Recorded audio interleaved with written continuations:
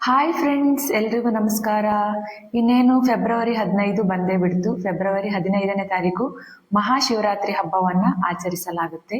ಶಿವರಾತ್ರಿ ಹಬ್ಬವನ್ನ ಆಚರಿಸುವುದು ಹೇಗೆ, ಹಾಗೆ ವೈಜ್ಞಾನಿಕವಾಗಿ ಮತ್ತು ಸಾಂಪ್ರದಾಯಿಕವಾಗಿ ಶಿವರಾತ್ರಿ ಹಬ್ಬವನ್ನ ಆಚರಿಸುವುದರಿಂದ ಏನೆಲ್ಲ ಪ್ರಯೋಜನಗಳಿದೆ, ಹಾಗೇನೆ ಶಿವರಾತ್ರಿ ಹಬ್ಬಕ್ಕೆ ಉಪವಾಸವನ್ನ ಮಾಡುವುದರಿಂದ ಏನೆಲ್ಲ ಪ್ರಯೋಜನಗಳಿದೆ ಅಂತ ಹೇಳಿ ಈ ವಿಡಿಯೋದಲ್ಲಿ ನಾನು ಸಂಪೂರ್ಣ ಮಾಹಿತಿಯನ್ನ ಶೇರ್ ಮಾಡ್ತಾ ಇದ್ದೇನೆ.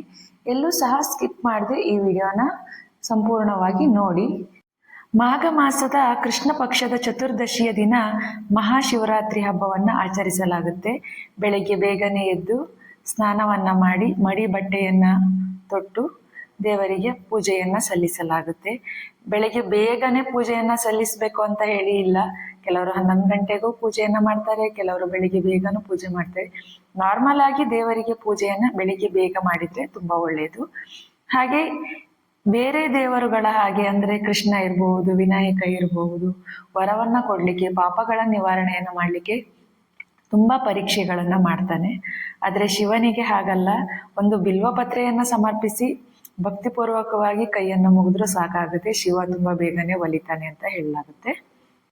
ಇನ್ನು ಶಿವನ ಪೂಜೆಗೆ ಹೂಗಳ ವಿಚಾರಕ್ಕೆ ಬರೋದಾದ್ರೆ ಬಿಳಿ ಎಕ್ಕದ ಹೂವು, ನಂದಿ ಬಟ್ಟಲ ಹೂವು, ಬಿಲ್ವಪತ್ರೆ, ಶಮಿಪತ್ರೆ, ಪಾರಿಜಾತ, ಧಾತುರ, ಮಲ್ಲಿಗೆ, ದೂರ್ವೆ, ಕರಿವೆರ, ನಂದಿ ಬಟ್ಟಲ ಹೂವು, ಅಗಸೆ ಹೂವು, ನಾಗಸಂಪಿಗೆ ಹೂವು ಶಿವನಿಗೆ ತುಂಬಾನೇ ಪ್ರಿಯ ಆಗಿರುತ್ತೆ. ಹಾಗೆ ಗದ್ದೆಯ ತುಂಬೆ ಹೂವು ಅಂತ ಹೇಳ್ತಾರಲ್ವಾ, ಅದು ಕೂಡ ತುಂಬಾನೇ ಶಿವನಿಗೆ ಪ್ರಿಯವಾದಂತಹ ಹೂವುಗಳು ಅಂತ ಹೇಳ್ಬಹುದು. ಎಲ್ಲದಕ್ಕಿಂತ ತುಂಬಾ ಇಷ್ಟವಾದದ್ದು ಬಿಲ್ವಪತ್ರೆ ಅಂತ ಹೇಳ್ಬಹುದು. ಶಿವರಾತ್ರಿಯ ಸಂದರ್ಭದಲ್ಲಿ ಶಿವನಿಗೆ 101 ಅಥವಾ 1001 ಬಿಲ್ವಪತ್ರೆಯ ಎಲೆಗಳನ್ನ ಸಮರ್ಪಣೆ ಮಾಡಲಾಗುತ್ತೆ. ಇನ್ನು ಬಿಲ್ವಪತ್ರೆಯ ವಿಚಾರಕ್ಕೆ ಬರೋದಾದ್ರೆ ಹರಿದಿರುವಂತಹ ಬಿಲ್ವಪತ್ರೆ ಅಥವಾ ಹುಳ ತಿಂದಿರುವಂತಹ ಬಿಲ್ವಪತ್ರೆಯನ್ನ ಶಿವನಿಗೆ ಸಮರ್ಪಣೆ ಮಾಡುವುದಿಲ್ಲ. ನೀವೇನಾದ್ರೂ ರುದ್ರಾಕ್ಷಿ ಮಾಲೆಯನ್ನ ಧರಿಸಲು ಇಚ್ಛಿಸುವುದಾದ್ರೆ ಈ ದಿನ ತುಂಬಾ ಶ್ರೇಷ್ಠವಾಗಿರುತ್ತೆ. ಈ ದಿನ ನಾವು ಶಿವನ ಎದುರು ರುದ್ರಾಕ್ಷಿಯನ್ನ ಇಟ್ಟು ಪೂಜೆ ಮಾಡಿ ನೀವು ಧರಿಸುವುದರಿಂದ ತುಂಬಾ ಒಳ್ಳೆಯದಾಗುತ್ತೆ ಅಂತ ಹೇಳ್ಬಹುದು. ವಿಷ್ಣು ಭಕ್ತರು ಶಿವನ ಪೂಜೆಯನ್ನ ಮಾಡಬಹುದಾ ಅಂತ ಕೆಲವರ ಮನಸ್ಸಲ್ಲಿ ತುಂಬಾ ಗೊಂದಲಗಳಿರುತ್ತೆ. ದೇವತೆಗಳಲ್ಲಿ ಅಥವಾ ದೇವರುಗಳಲ್ಲಿ ಆ ರೀತಿಯ ಭೇದ ಭಾವ ಏನೂ ಇರೋದಿಲ್ಲ. ಶಿವನ ಪೂಜೆಯನ್ನು ಮಾಡಬಹುದು, ವಿಷ್ಣು ಪೂಜೆಯನ್ನು ಮಾಡಬಹುದು. ಒಂದೆಡೆ ನೀವು ಶಿವಲಿಂಗವನ್ನ ಇಟ್ಟು ಸಹ ಪೂಜೆಯನ್ನ ಮಾಡಬಹುದು, ವಿಷ್ಣುವನ್ನ ಕೂಡ ನೀವು ಆರಾಧನೆಯನ್ನ ಮಾಡಬಹುದು, ಏನು ತೊಂದರೆ ಇಲ್ಲ. ಆದ್ರೆ ಶಿವಲಿಂಗವನ್ನು ಇಟ್ಟು ಪೂಜಿಸುವಾಗ ಬಹು ಮುಖ್ಯವಾದ ವಿಷಯ ಏನು ಅಂದ್ರೆ ಶಿವನ ಎದುರುಗಡೆ ಒಂದು ಚಿಕ್ಕದಾದಂತಹ ನಂದಿಯನ್ನು ಸಹ ನೀವು ಇಟ್ಟು ಪೂಜೆ ಮಾಡಬೇಕಾಗುತ್ತೆ. ಶಿವಲಿಂಗದ ಜೊತೆ ನಂದಿ ಇದ್ರೆ ಆ ಪೂಜೆ ಪರಿಪೂರ್ಣ ಅಂತ ಹೇಳಲಾಗುತ್ತೆ. ಹಾಗೇನೆ ಕೆಲವರ ಮನೆಯಲ್ಲಿ ನಂದಿಯನ್ನ ತಂದಿರೋದಿಲ್ಲ. ಈ ಗಂಟೆಯ ಮೇಲ್ಗಡೆ ನಾವು ದೇವರಿಗೆ ಪೂಜೆಯನ್ನು ಮಾಡುವಂತಹ ಗಂಟೆ ಇರುತ್ತಲ್ವಾ, ಗಂಟೆಯ ಮೇಲ್ಗಡೆ ನಂದಿ ಇದ್ರೂ ಕೂಡ ಅದನ್ನ ನಾವು ಶಿವಲಿಂಗದ ಎದುರು ಇಟ್ಟು ಪೂಜೆಯನ್ನ ಮಾಡಬಹುದು. ಹಾಗೆ ಗಂಟೆಯನ್ನು ಪೂಜೆ ಮಾಡಿ ಮುಗಿಸಿದ ನಂತರ ಶಿವಲಿಂಗದ ಎದುರಿನಲ್ಲಿ ಅದನ್ನ ಇರಿಸುವುದು ತುಂಬಾನೇ ಶ್ರೇಷ್ಠವಾಗಿರುತ್ತೆ. ಶಿವ ಪಾರ್ವತಿಯರು ಮದುವೆಯಾದ ದಿನವನ್ನ ಶಿವರಾತ್ರಿ ಅಂತ ಆಚರಿಸಲಾಗುತ್ತೆ ಅಂತ ಪುರಾಣಗಳಲ್ಲಿ ಉಲ್ಲೇಖ ಇದೆ. ಹಾಗೇನೆ ಭಗೀರಥ ಮಹರ್ಷಿಯು ಶಿವನ ತಲೆ ಮೇಲಿರುವಂತಹ ಗಂಗೆಯನ್ನ ಅಪೇಕ್ಷೆಯ ಮೇರೆಗೆ ಕೆಳಗಿಳಿಸಿದಂತಹ ದಿನ ಅಂತ ಹೇಳಿ ಕೂಡ ಹೇಳಲಾಗುತ್ತೆ. ಸಮುದ್ರ ಮಂಥನದ ಟೈಮಲ್ಲಿ ಹಾಲ ಉದ್ಭವ ಆಗುತ್ತೆ. ಅದನ್ನ ಶಿವನ ಕುಡಿದಾಗ ಒಂದು ರಾತ್ರಿ ಪೂರ್ತಿ ಪಾರ್ವತಿಯು ಆ ವಿಷ ಕೆಳಗಡೆ ಇಳಿಯದ ಹಾಗೆ ಶಿವನ ಗಂಟಲಲ್ಲಿ ತಡೆ ಹಿಡಿದಿದ್ಲು. ಆ ರಾತ್ರಿಯ ನೆನಪಿಗಾಗಿ ಶಿವರಾತ್ರಿಯ ರಾತ್ರಿ ಜಾಗರಣೆಯನ್ನ ಮಾಡಲಾಗುತ್ತೆ. ಹಾಗೆ ಆ ರಾತ್ರಿಯನ್ನ ಮಹಾಶಿವರಾತ್ರಿ ಅಂತ ಕರೆಯಲಾಗುತ್ತೆ ಅಂತ ಸಹ ಪುರಾಣಗಳಲ್ಲಿ ಉಲ್ಲೇಖ ಇದೆ. ಇನ್ನು ವೈಜ್ಞಾನಿಕವಾಗಿ ಗಮನಿಸುವುದಾದ್ರೆ ನೀವು ನೋಡಿರಬಹುದು, ವಿಷ ಜಂತುಗಳಾಗಿರಬಹುದು ಅಥವಾ ವಿಷ ಸರ್ಪಗಳಾಗಿರಬಹುದು, ಇವುಗಳು ಕಚ್ಚಿದಂತಹ ಸಂದರ್ಭದಲ್ಲಿ ವಿಷ ಪೂರ್ತಿ ದೇಹಕ್ಕೆ ಹರಡದೆ ಇರೋ ಹಾಗೆ ತಡೆಯಲು ಒಂದು ರಾತ್ರಿ ಪೂರ್ತಿ ಜಾಗರಣೆಯನ್ನ ಮಾಡಬೇಕು ಅಂತ ವೈದ್ಯರು ಕೂಡ ಸಲಹೆಯನ್ನ ನೀಡ್ತಾರೆ. ಅದು ಇದರದೇ ಮೂಲ ಅಂತ ಸಹ ಹೇಳಲಾಗುತ್ತೆ. ಶಿವರಾತ್ರಿ ಅಂದ್ರೆ ಚಳಿಗಾಲ ಅಂತ್ಯವಾಗಿ ಬೇಸಿಗೆಗಾಲ ಶುರುವಾಗುವಂತಹ ಸಮಯ ಅಂತ ಹೇಳಬಹುದು. ಇಂಥ ಸಂದರ್ಭದಲ್ಲಿ ನಾವು ಉಪವಾಸವಿದ್ದು ಜಾಗರಣೆ ಮಾಡುವುದರಿಂದ ಚಳಿ ಹಾಗೂ ಉಷ್ಣತೆಯನ್ನ ನಮ್ಮ ದೇಹ ಸಮತೋಲನದಲ್ಲಿಡಲು ಇದು ಸಹಾಯ ಮಾಡುತ್ತೆ. ಹಾಗೇನೆ ಇಂತಹ ಸಂದರ್ಭದಲ್ಲಿ ಶೀತ, ಕೆಮ್ಮು, ಜ್ವರ ಬರುವಂತಹ ಸಾಧ್ಯತೆ ಇರುತ್ತೆ.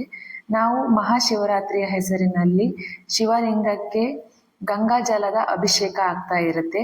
ಆ ಗಂಗಾ ಜಲ ಅಭಿಷೇಕ ಆಗುವಂತ ಸಂದರ್ಭದಲ್ಲಿ ನಾವು ಏನು ಕಲ್ಲಿನ ಶಿವಲಿಂಗ ಇರುತ್ತೆ ಅದರ ಮೇಲೆ ಬಿದ್ದಿರುವಂತ ಜಲ ನಮ್ಮ ದೇಹಕ್ಕೆ ಶಿವಶಕ್ತಿಯನ್ನ ನೀಡುತ್ತೆ ಅಂತ ಹೇಳ್ಬೋದು.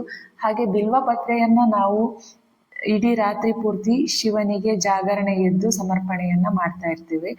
ಆ ಬಿಲ್ವಪತ್ರೆಯ ಪರಿಮಳದಿಂದ ಈ ಶೀತ ಕೆಮ್ಮು ಕಫಗಳನ್ನು ಕೂಡ ತಡೆಯಲು ಸಹಾಯ ಆಗುತ್ತೆ ಅಂತೇಳಿ ವೈಜ್ಞಾನಿಕವಾಗಿ ಹೇಳಲಾಗುತ್ತೆ. ಮಹಾಶಿವರಾತ್ರಿ ಅನ್ನುವಂಥದ್ದು ಹಿಂದೂಗಳಿಗೆ ಒಂದು ದೊಡ್ಡ ಹಬ್ಬನೇ ಅಂತ ಹೇಳ್ಬಹುದು. ಆದ್ರೆ ಇದನ್ನ ಉಪವಾಸದ ಹಬ್ಬ ಅಂತ ಕರೆಯಲಾಗುತ್ತೆ. ಮಹಾಶಿವರಾತ್ರಿಯ ದಿನ ಹೆಚ್ಚಿನ ಜನರು ಉಪವಾಸವನ್ನ ಮಾಡ್ತಾರೆ. ಈ ದಿನ ಉಪವಾಸವನ್ನ ಮಾಡುವವರನ್ನ ನಾವು ಗಮನಿಸಿರಬಹುದು. ಹಾಗೇನೆ ಕೆಲವರು ಫಲಾಹಾರಗಳನ್ನ ಸೇವನೆ ಮಾಡುವುದನ್ನು ಸಹ ನೀವು ಗಮನಿಸಿರಬಹುದು. ಇದನ್ನು ಇನ್ನು ವೈಜ್ಞಾನಿಕವಾಗಿ ನೋಡೋದಾದ್ರೆ ವರ್ಷದಲ್ಲಿ ಇಂತಿಷ್ಟು ದಿನ, ತಿಂಗಳಿಗೆ ಇಂತಿಷ್ಟು ದಿನ ಉಪವಾಸ ಇದ್ರೆ ನಮ್ಮ ದೇಹದ ಆರೋಗ್ಯವನ್ನು ಕೂಡ ನಾವು ಕಾಪಾಡಿಕೊಳ್ಳಲು ಇದು ಸಹಾಯ ಮಾಡುತ್ತೆ. ಹೆಚ್ಚಾಗಿ ಮನುಷ್ಯನ ದೇಹದಲ್ಲಿ ಕಾಯಿಲೆಗಳು ಬರುವಂತದ್ದು ಅಜೀರ್ಣದ ಸಮಸ್ಯೆಯಿಂದ.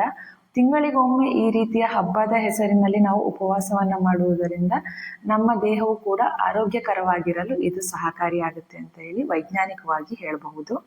ರಾತ್ರಿ ಜಾಗರಣೆಯನ್ನು ಮಾಡುವಂತಹ ಸಂದರ್ಭದಲ್ಲಿ ಶಿವಲಿಂಗಕ್ಕೆ ಒಂದೊಂದಾಗಿ ಬಿಲ್ವಪತ್ರೆ ಸಮರ್ಪಣೆ ಮಾಡುವುದು ಬಹುಮುಖ್ಯವಾಗಿರುತ್ತೆ. ಹಾಗೇನೆ ಮನೆಯಲ್ಲಾಗಿರ್ಬಹುದು ಅಥವಾ ದೇವಸ್ಥಾನದಲ್ಲಾಗಿರ್ಬಹುದು ಬಿಲ್ವಪತ್ರೆ ಸಮರ್ಪಣೆ ಮಾಡುತ್ತಾ ಶಿವನಾಮ ಸ್ಮರಣೆ ಮಾಡುವುದನ್ನ ನೀವು ಗಮನಿಸಿರಬಹುದು. ಇನ್ನು ಅಭಿಷೇಕದ ವಿಷಯಕ್ಕೆ ಬರೋದಾದ್ರೆ ಶಿವನಿಗೆ ರುದ್ರಾಭಿಷೇಕ ತುಂಬಾನೇ ಮುಖ್ಯ ಆಗಿರುತ್ತೆ. ಹಾಗೇನೆ ಮೊದಲು ಶಿವಲಿಂಗಕ್ಕೆ ಅಭಿಷೇಕ ಪಂಚಾಮೃತ ಅಭಿಷೇಕ ಆಗಿರುತ್ತೆ. ಹಾಲು, ತುಪ್ಪ, ಮೊಸರು, ಜೇನುತುಪ್ಪ ಹಾಗೂ ಸಕ್ಕರೆಯ ಮಿಶ್ರಣವನ್ನ ಪಂಚಾಮೃತ ಅಭಿಷೇಕ ಅಂತ ಕರೆಯಲಾಗುತ್ತೆ. ಇನ್ನು ಕೆಲವೆಡೆ ಎಳನೀರಿನಿಂದ ಕೂಡ ಶಿವಲಿಂಗಕ್ಕೆ ಅಭಿಷೇಕವನ್ನ ಮಾಡುವುದನ್ನು ನೀವು ಗಮನಿಸಿರಬಹುದು. ಒಟ್ಟಾರೆಯಾಗಿ ನೋಡುವುದಾದರೆ ಮಹಾಶಿವರಾತ್ರಿಯನ್ನ ಇಡೀ ದಿನ ದೇವರ ನಾಮಸ್ಮರಣೆಯನ್ನ ಮಾಡುತ್ತಾ ಉಪವಾಸವನ್ನ ಮಾಡಿ ರಾತ್ರಿ ಜಾಗರಣೆಯನ್ನ ಮಾಡಿ ಮಾರನೇ ದಿನ ಬೆಳಿಗ್ಗೆ ಸೂರ್ಯೋದಯದ ನಂತರ ಸ್ನಾನ ಮಾಡಿ ಶಿವನ ಪೂಜೆಯನ್ನ ಮಾಡಿ ಉಪವಾಸವನ್ನ ನಿಲ್ಲಿಸಲಾಗುತ್ತೆ. ಹಾಗೆ ಮಹಾಶಿವರಾತ್ರಿ ಹಬ್ಬದ ಆಚರಣೆಯನ್ನ ಅಂತ್ಯಗೊಳಿಸಲಾಗುತ್ತೆ. Thank you.